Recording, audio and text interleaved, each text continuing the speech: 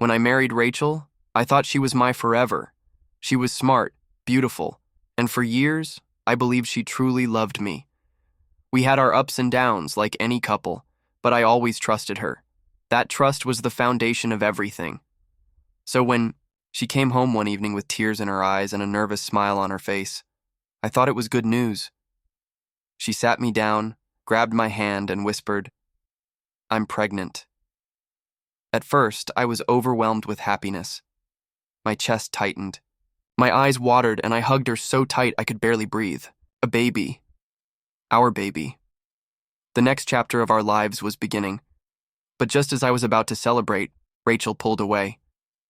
Her face twisted with guilt, and she looked down at the floor. "There's something I need to tell you," she said softly. "The baby?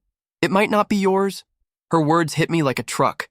I felt my stomach drop, my hands go cold, my ears rang, and for a moment, I thought I'd misheard her.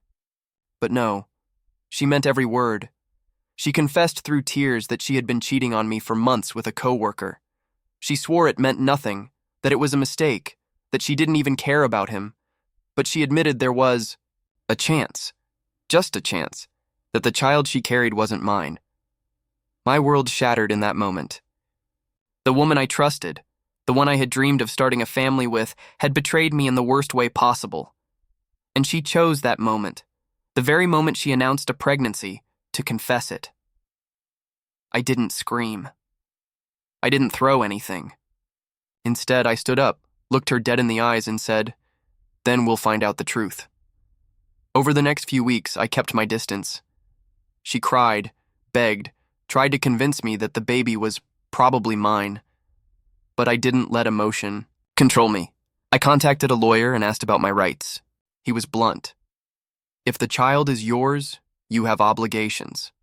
If it isn't, the sooner you know, the better." I agreed to a prenatal DNA test.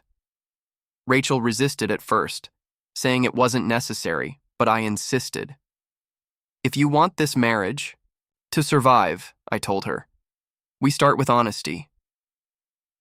The day the results came in, I sat in the clinic parking lot staring at the envelope for what felt like hours. My heart pounded in my chest. When I finally opened it, the truth stared me in the face. The child wasn't mine. I can't describe the mixture of rage and devastation that ran through me.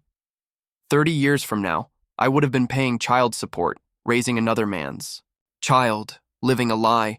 She had almost trapped me in a life I didn't deserve. That night, I came home calm, too calm. Rachel looked at me nervously, searching my face for an answer. I handed her the papers and simply said, "It's not mine." She broke down, sobbing, apologizing, swearing she'd end things with him, begging me to forgive her. But my response was nothing she expected. I told her I had already filed for divorce, that the house and finances were being separated, and that I had sent copies of her confession and the test results to both families. Her head snapped up in shock. "You what?" she screamed, her tears turning to anger. But I didn't flinch. I told her she had made her choice when she chose another man's bed, and I was making mine now. The fallout was swift and merciless. Her co-worker, the so-called father, was married. His wife received the test results from me directly.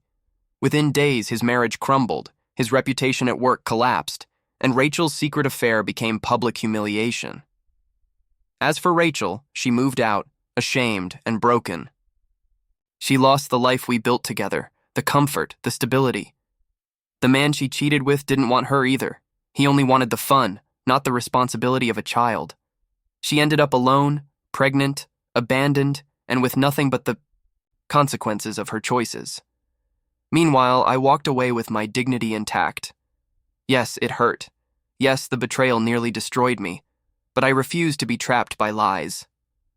I rebuilt my life slowly, surrounded by people who valued me for who I was, not what I could provide. Rachel once thought she could hide the truth, that she could confess halfway and I would forgive, accept, and raise another man's child. But she underestimated me. My reaction wasn't anger, it was justice, and in the end, she didn't just lose her marriage. She lost the man who would have given her everything, if only she had valued it.